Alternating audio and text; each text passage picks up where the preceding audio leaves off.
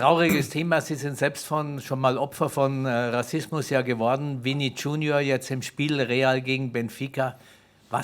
Gibt es eine Lösung überhaupt oder was kann man besser machen?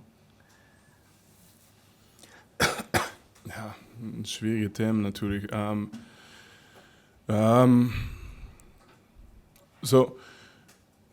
Also ich muss ehrlich sagen, ich kann entweder diese Frage ganz ehrlich beantworten und dann werde ich auch meine Zeit nehmen und mein Perspektiv geben.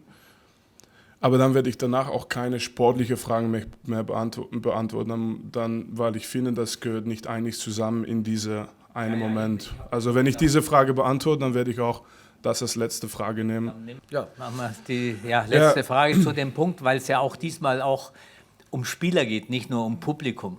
Yeah, I'm going to answer it in English if possible, so I can be a bit clear about what I'm saying. But it's a difficult topic because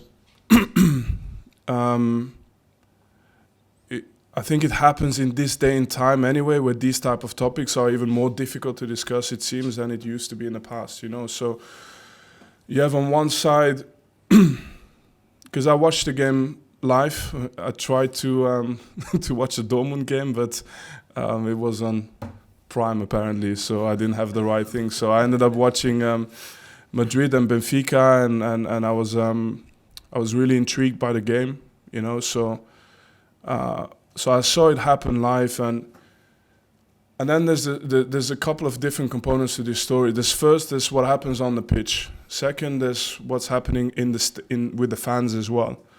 Third, there's what happens after the game. And for me, in those three things, there's some clear separations we need to make. So what happens on the pitch, for me, you have Vini Junior, who, when you watch the action itself, his reaction cannot be faked. You can see it. His reaction is an emotional reaction. I don't see any benefit for him to go to the referee and put all this misery on his shoulders. There is absolutely no reason for Vini Junior to go and do this. And he does it, and when he does it, I think in his mind, he's doing it more because it's the right thing to do in that moment.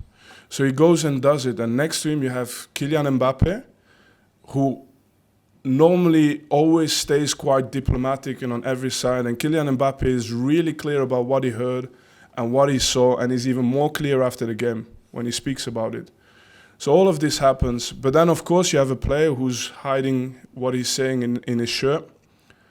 And on the end, you have this side of it, which I think is a little bit okay. You have a player who's complaining, you have a player who says he didn't do it. And I think unless the player himself comes forward, it's difficult. It's a difficult case. So I understand this. But then in the background, you see in the stadium, there are people doing monkey signs. It's happening in the stadium as well. It's happening. You can see it's in the video. So it happens. You have on one side the altercation between the players. You have on the other side what happens in the stadium as well. And then for me, even worse, and I'm clear in what I say, is what happens after the game. So after the game, you have the leader of an organization, José Mourinho, who uses basically, who attacks the character of Vinicius Junior by bringing in the type of celebration to discredit what Vinicius is doing in this moment. And for me, in terms of leadership, it's a huge mistake.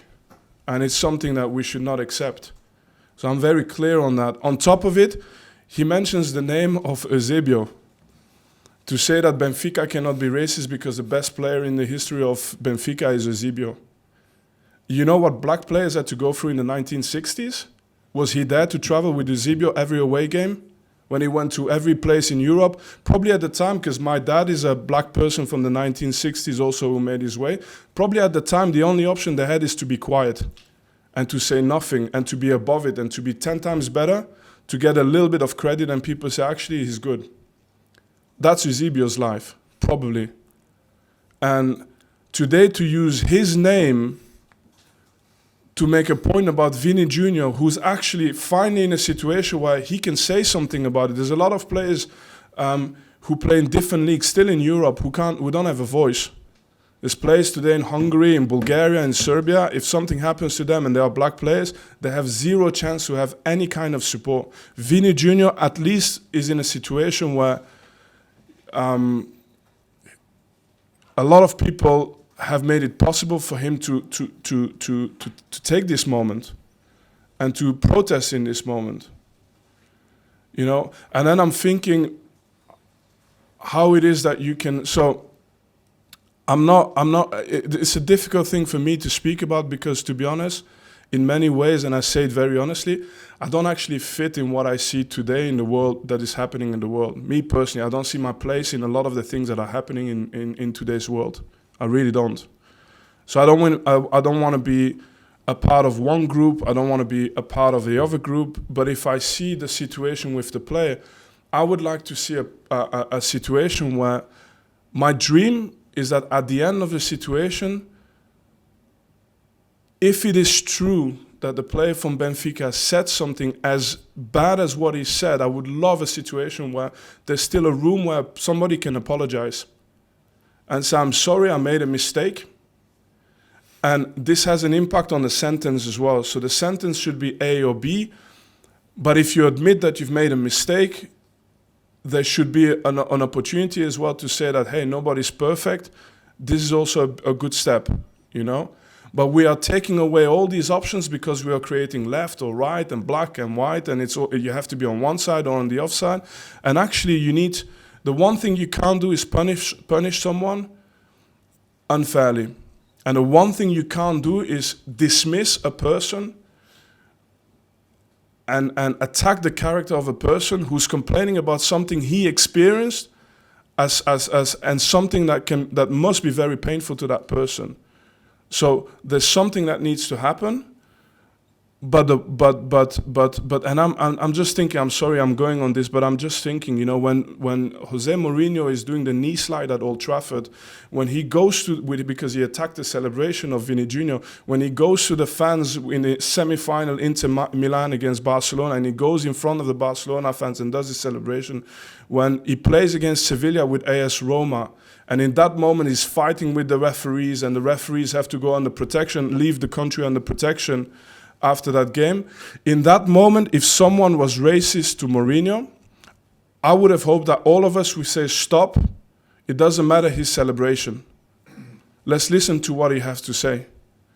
And let's defend some simple things, some core things. But again, even in that sense, I like to give context. So I have to still say that I know so many players, and I'm thinking about this situation, who have gone through it, and it's important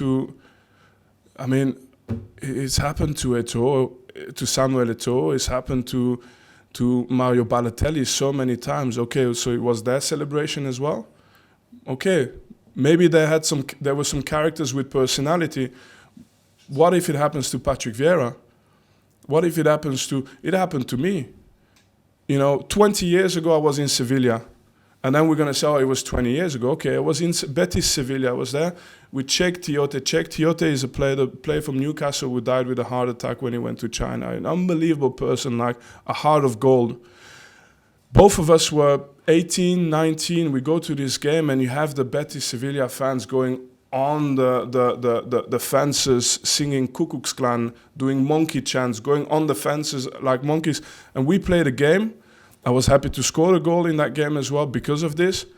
And it happened back then. So was it my celebration as well? What did I do? You know, and at the same time, I have to note something. It was also one of the most beautiful moments in my career because the Betis Sevilla fans of the General Stadium started to boo against the ultras from Sevilla, from Betis. So you had a fight within the stadium of fans who were not happy that the ultras from Betis Sevillas were doing these things, who were protesting, and I found this beautiful because I said, okay, the world is not perfect. You have so many things, so many situations, but at least you have people from the same club fighting because they don't accept this, you know. So it was also a moment. But then you fast forward, and I'm a coach now, not so long ago, and I told you this story not so long ago. I go to Club Brugge, and I played for the national team. I was the captain for the national team, and me and my staff, we get called brown monkeys, and so on. And after I complain, I see how all of these politics happen again to kill the story. So no consequences, no nothing, and I have a voice. What do you think for the people without a voice? The problem is not necessarily the incident, the problem is how after that everything gets put in motion to basically sort of, I don't. Sorry, I'm going because I'm thinking about this as well. But so what you see and what you feel when you grow up with these issues is that somehow, somewhere down the line, this translates into maybe lack of opportunity, because what happens is that you get pushed further and further away, you get branded more and more into one way, and actually what needs to be done to grow closer together takes a lot of time, takes a lot of effort, but what happens is exactly the contrary. You get put into one, you get pigeonholed into one group, and the other one gets pigeonholed into the other group, and you just grow further apart. And so my thought about this is, and now I'm going to finish on this because you've opened up something for me here, but I'm going to finish on this. In the end, I'm not saying go left and kill or go right and kill. That's not what I'm saying. Deep down, I know I've met 100 people who worked with José Mourinho. I've never heard a person say anything bad about José. All the players who played with him, they love him. So I understand the person he is. I understand he's fighting for his team, he's fighting for his club, and he's made that decision. And you cannot be a bad person and have all the ex-players you've had talk so positively about you. So I know he's a good person. I don't need to judge him as a person, but I know what I've heard. So, and I understand maybe what he's done, but he's made a mistake.